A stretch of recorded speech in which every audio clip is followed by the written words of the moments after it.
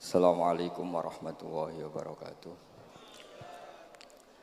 Alhamdulillahirabbil alamin wassalatu wassalamu ala asyrofil mursalin sayyidina Maulana Muhammadin wa ala alihi washabbihi ajmain. Amma ba'du.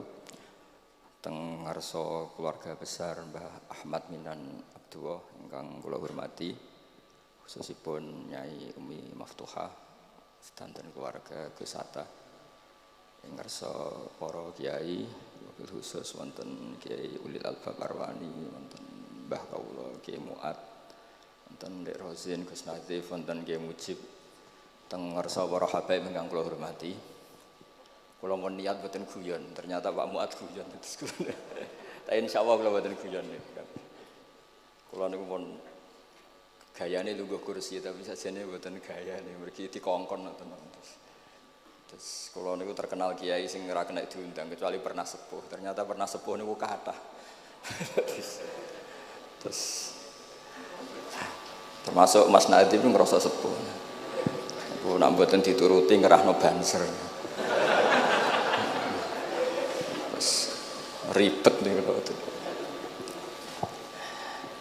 Kula badhe matur jauh sederengipun Mbah Kawula Ki Muat Thohir. Beliau itu mbah kula saking lasem nggih saking kajen. Terus kula cerita sekedap buyut kula kandung namine Hafsah niku gadah putri Sofiyah niku dugi kula. Adikipun Sofiyah Badiah niku dados ibuipun Kiai Sahal. Wonten malih Kiai Subaidi dados Mbah Afif Mbah Ahmad. Terus Hafsah niku binti Maksum bin Soleh bin Asnawi Sepuh. Nabi Sepuh itu saking Mbah Jiroh mriki terus Mbah Alfiyah dugi Mbah Mutamakin terus dawuh Pak Muat kula tesih gadah channel tapi bate nggih boten pati banter kula niku waris wedok dadi banter Mbah Muat tapi nak kula kliru niku pantes waris wedok nak waris lanang niku ketoke ora pati pantes terus niki kula cerita di antara khazanah sing kula waos. Dan itu jauh sebelum kula pireng cerita Mbah Minan. Kula nggih sering diceritani bapak kawula. Bapak riyen badhe khatam saking buyut Zubaidi, khatam teng mriki ngaos Mbah Dolah. Niku banyak ulama sing gadah tradisi kados Mbah Minan. Teng kitab Ummul Barohin ini diterangaken Nabi Musa sausé kepanggih pangeran. Niku nak ketemu suarane tiyang kupinge ditutupi. Wong bar krungu suarane pangeran terus krungu suarane manusa niku pusing. Terus Mbah Minan niku biasa terus Quran terus bojak bakas panen niku kan pusing. Mbok critakno corona niku ya pusing. Terus biasa asik mbek pangeran terus itu mesti istildatnya billah, nyamannya dengan Allah. Di Indonesia niku kathah sing ngoten. Sing masyhur nggih Mbah Dimyati Pandeglang. Wonten alhamdulillah wonten Mbah Minan. Kula gadah pernah mbah kula namine Mbah Nur Samsu kanca beliau di Mekah. Iku termasuk ngriwayataken dawuh Mbah Minan, "Saku iku kang wis ra urusan ambek wong wis pokoke aku ngaji, disalahno wong akeh lah, sementing aku ngaji Quran." Terus kula alhamdulillah termasuk orang yang pernah diberi kesempatan sowan beliau di kamar beliau dan saya tasyarruf sekali merasa mulia. Karena khazanah itu memang ada. Terus kalau cerita sekedap para tamu di Mbah Minan kalau dengan logika saiki wong lagi muhadasah mbek pangeran munajat waos Quran khatam kemudian jenengan ganggu nganggo kalam-kalam adami niku nggih cara hukum tirakat nggih batal kados salat niku nak omongan adami niku batal. Terus kata orang-orang yang punya pilihan seperti itu, wahsyah, merasa tidak nyaman dengan makhluk. Ketika kula bahasakan mendengar suara Tuhan, itu tentu ini menjadi masalah dalam kitab Tauhid karena laisa fi harfin wala sautin. Tapi ini pun jadi istilah, dados istilah umum, hatta yasma'a kalamullah. Kula cerita tentang Imam Syu'bah. Imam Syu'bah niku lam yusfroh lahu firasun khamsina sana. Beliau itu enggak pernah lemean 50 tahun.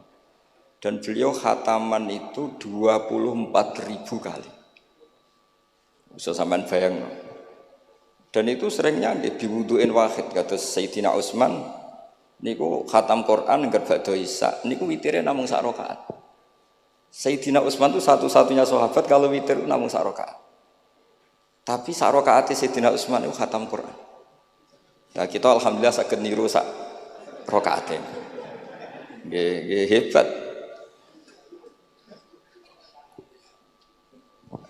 Kalau nate ngaos kitab Fathul Bari Syarahipun Bukhari, ada kelompok tertentu yang mengkritik kita karena sering khatam deres esok, khatam sore, atau deres esok, khatam duhur. Bahkan yang profesional semaan kadang duwe rong cakepan, duhur khatam, pindah terus nggih macam-macam lah wong kathah. Iki di sepuro pangeran. Sing jelas nak hasilnya lumayan di sepuro bojo lah. Kalau ada konco hafid itu penggaweane SMA, anu nak cerita niku sampai apal deh, nak wong belah sakmene, nak wong desa sakmene. Iku nak diundang wong desa susah ra karuan. Tak takoki lho kena apa? Beda Mas nak undang kula Mas. Tak pikir beda niku napane ngono. Ternyata nggih niku sing. Niku sing mboten pati top-top. Nah, sing top-top niku khatamane mbek pangeran. Lah lucune niku sami. Sing payu ning desa ning belah yo nyun sewu yo duwe hasil. Tapi jenenge rezeki perhitungan niku jumlahe nggih terbatas. Tapi nek sing khataman teng kamar ngoten niku mboten terbatas, wong niku langsung hubungane mbek pangeran. Dadi sampean sering semaan mbek baminan semaan mbek pangeran mesti keramat baminan semaan mbek pangeran. Mergo sampean kontrake kontrak basari, kontrak ini jek manusa. Sik ro bedane wong belah pejabat ambek wong desa. Kanca kula sakniki mboten purun semaan, gara-gara krungu debate. Niki kisah nyata. Cara sing lanang niku 50.000, zaman niku tahun 9 berapa. Cara sing wedok niku 20. Debat. Debat terus dipadakno. Wong macul wae mau 20.000. Pemenah iki semaan ning jero omah, dadi 20 wis cukup. Gara-gara krungu debate niku terus mboten nate purun diundang napa? Semaan. Niki cerita. Tapi ilmu yang saya dapatkan dari bapak saking Badullah, niku dawuh Badullah, kena kepengen semaan diundang wong ikhlas iku gampang Nur. Kowe sering deres. Jadi kok nak diundang wong anggap ae derese pindah tempat. Nah, tapi nak sampean ra tau ngaji khatam, jebule nak diundang semaan khatam, nak ning omah ra khataman, berarti orderan sampean. Jadi iki solusi bagi kanca-kanca hafid sing wedi dosa, nak sing mboten wedi nggih monggo terusno mawon. Niku carane niku nggih tetep teng dalem nggih khataman, mungkin nek diundang berarti khatamane pindah tempat. Tapi nek sampean ra tau ning omah khataman, kok nek diundang khataman ya berarti order. Niki mboten nyindir, niki menata niat nih, cerita-cerita nata niat. Terus Imam Fathul Bari niku cerita, ketika Rasulullah sallallahu alaihi wasallam dawuh iqra'hu fi syahrin, ada sahabat yang pamit mau khataman tiap bulan enggak boleh, 2 minggu enggak boleh, seminggu enggak boleh. Walhasil itu dipakai alasan. Terus Nabi ngendikan iqra'hu fi syahrin, sampai iqra'hu fi sab'in, sampai ada riwayat iqra'hu fi salasin. Sudah 3 hari khatam sekali itu sudah kebanyakan. Apalagi 1 hari khatam sekali. Itu kemudian dipakai kelompok tertentu untuk mengkritik tradisi NU yang 1 hari khatam. Tapi apa jawabannya Imam Fathul Bari? Apa mereka yang mengkritik itu benar-benar nyata iqra'hu fi syahrin, kemudian mereka itu khatam tiap bulan? Kan enggak juga.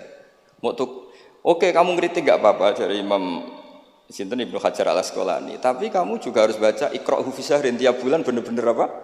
Khatam. Iqra'hu fi sab'in. Memang benar-benar tiap 7 hari khatam. Niki ngritik sing khataman sedina tapi ya ora khataman tiap 7 hari. Jangan bakatnya menjadi ngritik. Nah, terus Imam Fathul Bari cerita, a'rafun nas, orang paling tahu tentang yang dikehendaki Rasulullah sallallahu alaihi wasallam tentu ashabu, beberapa sahabatnya. Dan ternyata Sayyidina Utsman itu setiap malam khatam. Artinya apa? Tiap hari beliau khatam. Masa Sayyidina Utsman enggak tahu hadis itu? Sayyidina Utsman tiap malam niku khatam. Imam Bukhari rawi hadal hadis yang meriwayatkan Nabi itu melarang khataman keseringan, yang meriwayatkan hadis iqra'hu fi syahrin, iqra'hu fi sab'in. Beliau itu tiap malam khatam Quran, dan khusus Ramadan khatam 2 kali. Bukan karena order loh, memang benar-benar khatam. Jadi pagi khatam, indal iftar, nanti khatam lagi sampai indas sahur. Sehingga terus mulai sanad kula dugi Mbah Dolah, dugi Mbak Arwani sedanten lewat orang tua saya, lewat guru-guru kita. Khataman tiap hari itu enggak punya akibat apa-apa. Karena itu ahwalu masyayikhina, itu sudah perilaku masaya-masaya kita. Terus niki yang perlu saya ungkapkan. Kemudian orang-orang yang kayak Mbah Minan itu ngalami toyul wakti. Gurunya Imam Sa'roni namanya Ali Al-Mursifi, ini cerita tentang Sirajul Qori. Saraipun Mandumah Satibi. Di antara keramatipun gurune Imam Sa'roni, niku satu hari itu khatam 360.000. Satu hari. Sampeyan iso bayangno 360.000. Niku boten sampean takwil paling kulhu, pengganti Quran. Boten ya memang dibaca. Sampai muridnya Imam Sa'roni itu tanya, "Taqra'uhu bi harfin wa sautin?" Apa kamu baca dengan huruf juga ada suara jenengan? Naam. Terus kata beliau, Maddawawli al-waqta. Ini Allah memanjangkan waktu untuk saya ikroman di Rasulihi Muhammad sallallahu alaihi wasallam. Jadi beliau ngalami toyul wakti. Toyul wakti itu waktu diringkas sedemikian rupa sehingga beliau baca itu dalam waktu 24 jam ya kayak mungkin bagi kita ratusan tahun. Namanya toyul wakti. Nah, kenapa itu bisa terjadi? Terus kata-kata sarahnya Satibi tadi Sirahul Gorek, wa hadza amrun la tasa'uhul uqul wa hadzuna minhu at-tasdiq. Ini sesuatu yang mungkin nalar kita tidak sampai, tapi sudahlah kita percaya saja. Nah, kenapa kita percaya? Karena Quran itu kalamullah sing aslinya itu laisa bi harfin wala sautin. Tidak melibatkan suara, tidak melibatkan huruf. Itu yang kalamun azaliyun. Kemudian orang ini ditarik ke Lauh Mahfud, kemudian dia ngalami yang seperti itu. Dan itu bagi orang-orang dekat Allah sah saja. Kuntu sam'ahu alladzi yasma'u bihi wa basarahu saterusnya. Orang-orang yang dekat Allah itu ibaratnya mau melafadzkan apa saja itu sudah kayak mewakili itu. Kenapa begitu? Karena dia saking fananya pada dirinya sampai ya memang fana. Sehingga ya dia sudah, tapi bukan manunggaling kawula Gusti mboten. Misalnya begini, saya beri contoh. Andaikan sampean itu jadi wali, sebetulnya saya bilang andaikan ini suul adab, bisa saja wali betul. Tapi kayaknya kok belum meyakinkan. Andaikan dulu, urutannya andaikan dulu. Kalau sampean jadi wali, itu enggak tahu bedanya antara ayam itu melahirkan telur atau telur lahir dari ayam dengan ayam itu lahir dari batu. Itu enggak tahu bedanya. Apalagi Nabi. Nabi itu malah enggak kepikiran kalau itu ada bedanya. Kenapa? Ketika kamu percaya kudroh azaliyah sing ghairu mahsurah, kamu percaya kudrohnya Allah Ta'ala itu tamah sempurna. Itu kan sampai mesti berpikir, memangnya ayam bisa bikin telur? Memangnya telur punya kemampuan apa untuk menjadi ayam? Jadi sampean tahu betul kalau ayam itu tidak ada kudrohnya sama sekali, tidak ada kemampuan sama sekali untuk melahirkan telur tercipta jadi ayam.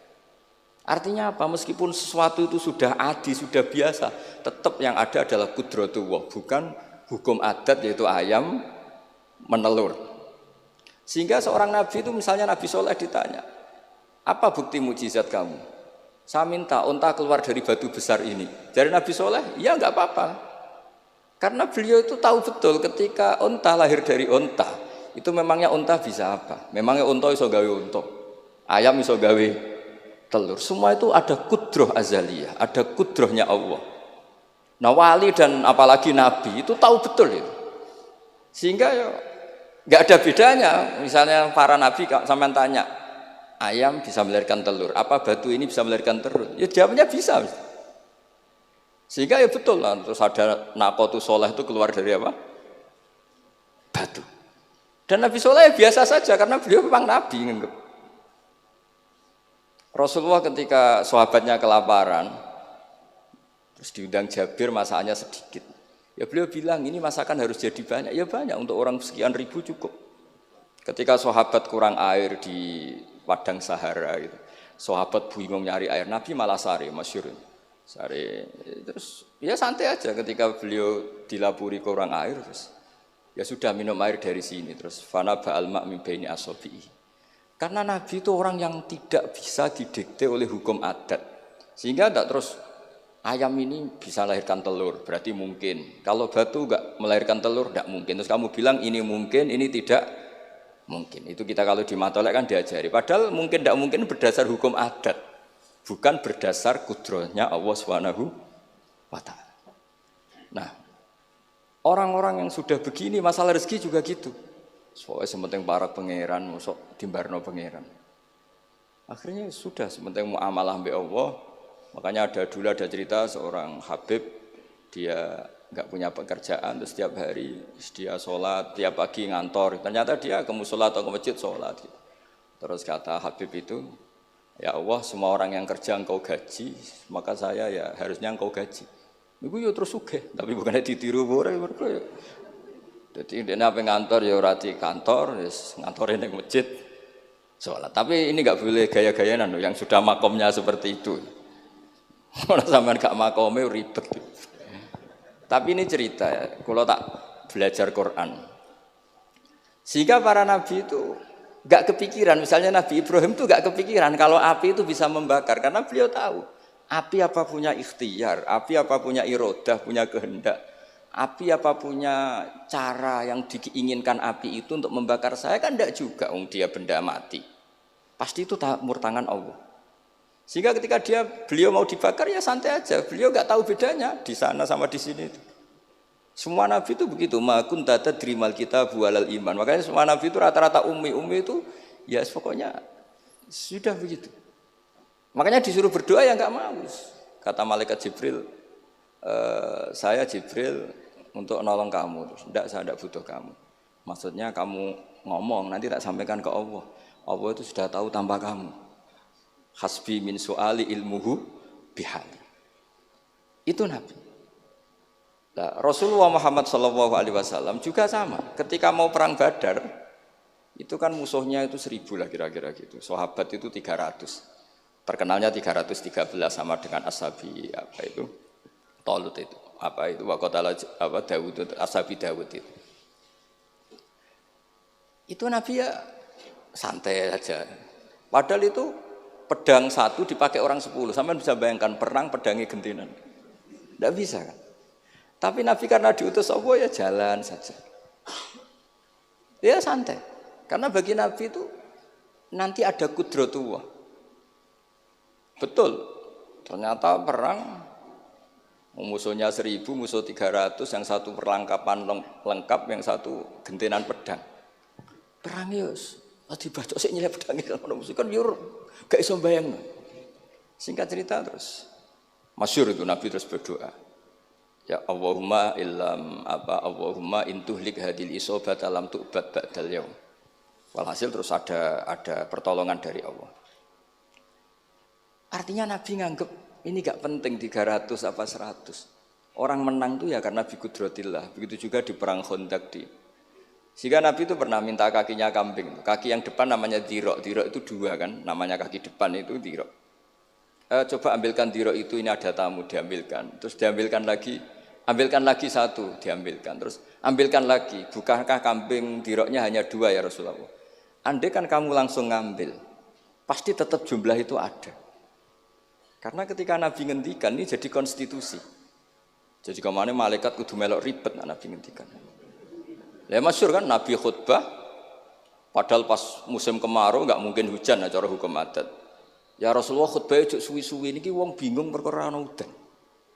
Pun pokoke niki bingung halakatil amwal mergo gak ana udan. Niku Nabi langsung ngendikan udan. Bareng udan minggu berikutnya wong kebanjiran sakniki mboten rusak krana kemarau tapi krana banjir. Niku Nabi ngendikan Allahumma hawalena wala ini langsung mari. Artinya Nabi itu nggak bisa didikte terus. Ini secara ilmu falak, ini nggak musim hujan. Nah, kiai saya kan perhitungan, gelem istisqa sausé didelok wis musim dadi istisqa. Kalau di konco kiai ahli falak, ini kon istisqa ora gelem. Tak takoki kena apa? Tak hitung jek suwi kesudan iki. Engko ora ketara ra mandine, dadi dekne ngenteni.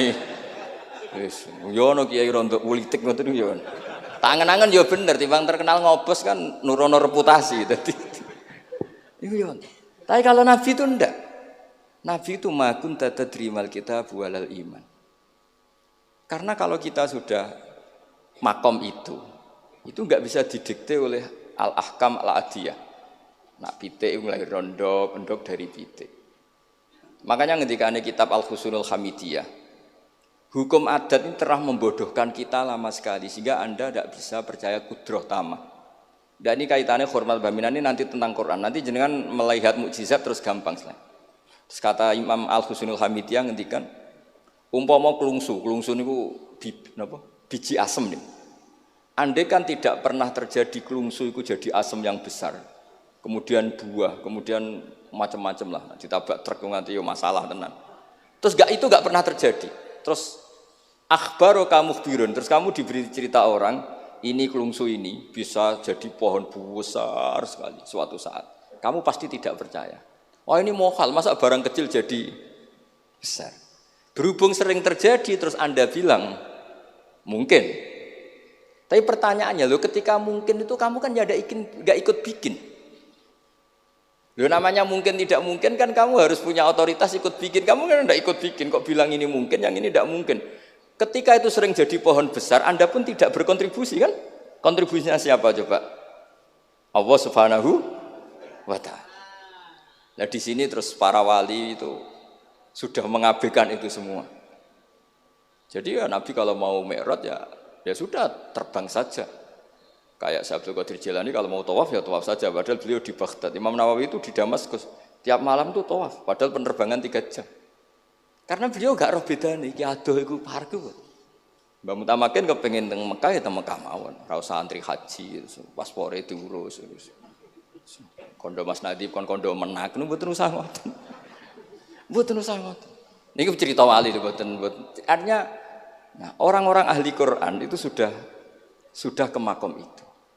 Sehingga ya coba warai, nak tengok-tengok ning omah terus rezekine piye ya coba warai ngono kok dadi goblok malah niki pun makomnya seperti itu.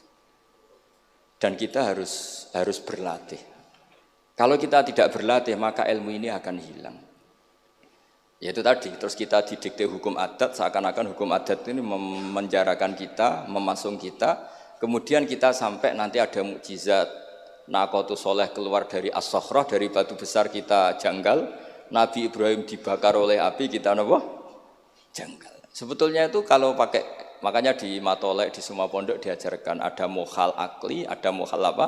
Adi. Kalau mokhal adi itu ya sebetulnya tidak mokhal. Cuma secara adat itu jarang apa? Terjadi. Tapi kita harus mulai berpikir, dilatih. Ketika telur jadi ayam, memangnya dia punya ikhtiar kan enggak?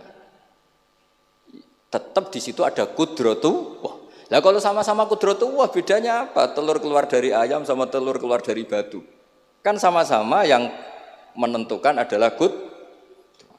Nah di sini ini latihan tauhid. Terus yang terakhir untuk sering baca Quran secara fasih, secara benar, secara apa? Ini saya cerita min haisul makna ya. Itu sesuatu itu dikembalikan pada yang punya. Saya beri contoh ya. Kalau sampean saya tanya, mik ini kan dari besi, sama ini masker dari kertas, dari kain. Ini kuat mana? Pasti sampean menjawab kuat mik, karena ini materinya dari apa? Besi. Tapi Anda salah. Artinya salah itu, ya semuanya cerdas tapi lagi setengah. Yang benar adalah, ya terserah jenengan Gus jenengan yang megang. Bisa saja ini masker tak rencanakan, tak awetkan, tak simpen, tak museumkan. Saya punya rencana menghancurkan mik ini. Berarti nanti awet mana? Dinosaurus itu konstruksinya lebih kuat, tapi Allah menghendaki habis. Pitik sing ngono iso nganti saiki. Nah, kira-kira seperti itulah hukum Allah. Karena agama itu apa ciri? Ya mambiadi malakutu kulli syai. Agama itu berkeyakinan kalau ya terserah yang punya. Jadi kalau di depan agama kamu tidak bisa bilang ini lebih kuat timbang ini, tidak bisa. Tetap terserah yang Jadi kalau jenengan cerdas betul ditanya, mik ini sama masker kuat mana? Terserah jenengan. Atau kalau enggak, wallahu a'lam. Karena memang, iya apa artinya ini lebih kuat, tapi saya punya rencana menghancurkan. Tapi ini lemah, tapi aku punya rencana tak awet. awetkan. Nah, seperti itu harus dilatih supaya kita terbiasa iman itu bil bayyinah dengan argumen-argumen yang kuat. Karena memang syaratnya iman menurut banyak ulama ya lam yakunil ladzina kafaru min ahlil kitab wal musyrikin munfakina hatta ta'tiyahumul bayyinah. Jadi sehingga semua rasul itu punya kecakapan itu. Makanya nanti kalau suatu saat jenengan dekat ajal, dekat apa, itu harus begitu juga dilatih. Ketika saya hidup ya tidak bisa mengatur kehidupan saya, cara kerja jantung, cara kerja organ tubuh kita. Sebenarnya kita hidup kan hidup saja, kita tidak tahu kenapa hidup. Tapi sawangane nak wis mangan menjaga kehidupan. Sawangane nak wis berobat menjaga apa?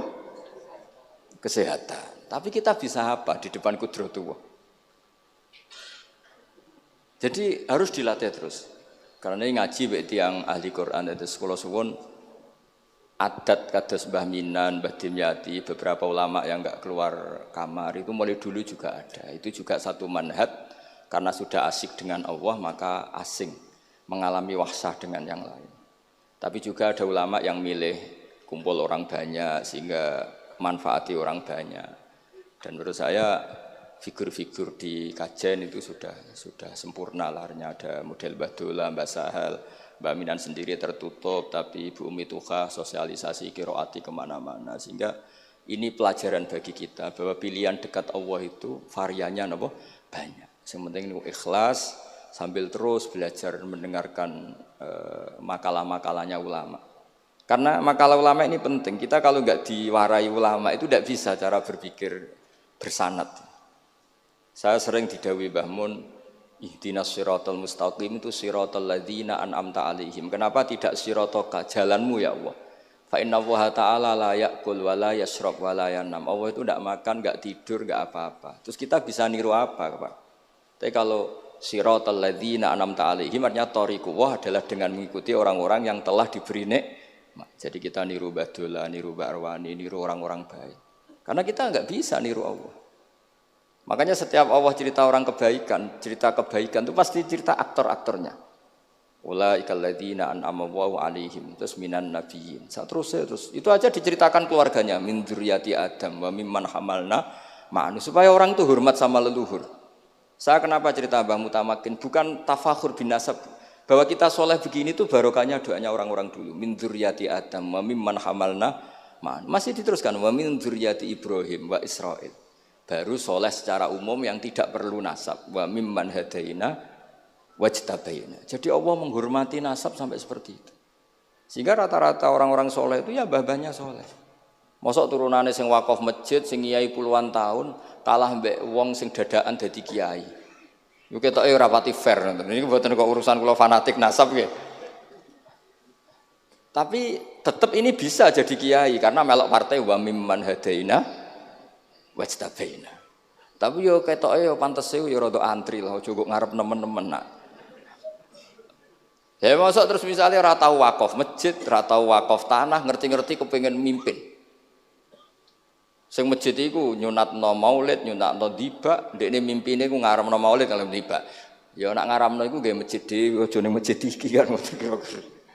Terus Allah itu saking reganine tiang-tiang soleh dulu itu sampai ketika cerita orang baik itu pasti cerita mbah-mbahnya. Wa kana abuhuma sholihah. Ketika ada orang diperhatikan Nabi Khidir itu pertimbangannya wa kana abuhuma sholihah. Itu dalam kitabnya Said Muhammad, abuhuma itu abuhu as-sabi'. Jadi bapak yang ketujuh dari Hulam ini, bukan bapaknya pas. Kayak Mbah Mutamakin sekarang sudah turunan keberapa, tapi barokahnya sampai sekarang. Jadi selalu ada cerita itu. Makanya disebut ta'allamu ansabakum matasiluna bihi arhamakum. Kamu harus kenal nasab-nasab kamu supaya kamu bisa menyambung rahim-rahim kamu. Kemudian nasab yang gen ini khusus umatnya Rasulullah SAW, alhamdulillah ditambah nasab sebab. Jadi misalnya para habaib itu jelas mulia sekali karena dzurriyyah bad'ah min Rasulillah. Kemudian ada nasab bisabab, yaitu karena iktidak bisunnati Rasulillah atau karena ngaji atau karena ilmu. Ini disebut kullu nasabin wasababin munqati'un yaumal qiyamah illa nasabi wasababi. Sehingga ada orang yang benar-benar ahli bait karena gennya kayak Sayyid Hasan, Sayyid Husain, tapi ada orang yang diaku keluarga Nabi karena amalnya, kayak Salman Al-Farisi ketika beliau punya ide cemerlang di Khandaq, Nabi memujinya dengan apa? Salman minna ahlal bait. Jadi niki artinya gini, jenengan meskipun tidak keluarga Mbah Minan secara gen karena yang keluarganya ya tentu Mas Fatah dan saudara-saudaranya, tapi kita bisa menjadi keluarga beliau karena amal dan karena mahabbah. Nggih ngoten mawon nggih sing ndonga ya ampun kula lah. Nurut mawon daripada niki bentrok niki ribet. Wow, nak gak nurut itu Mas Nadib terus dikerano banser ning pun teng kanan kiri niku ribet niku panglima tertinggi napa? Kudu wakili itu ketuane tapi semawon yang jelas saged meremot. Nggih, monggo berdoa Al-Fatihah. A'udzubillahi minasyaitonir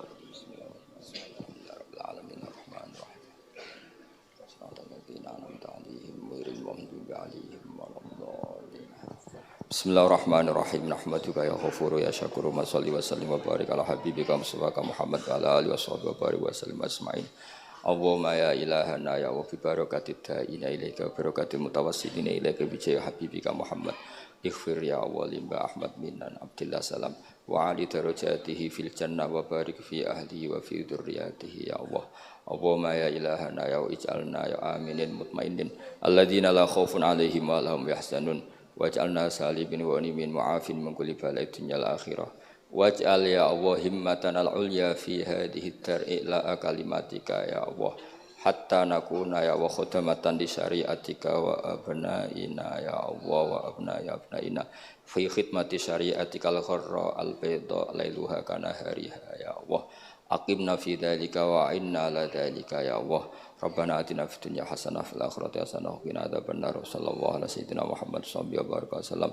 Subhana rabbika rabbil izzati amma yasifun wa salamun alal mursalin. Alhamdulillahi rabbil alamin. Bismillahil Fatihah.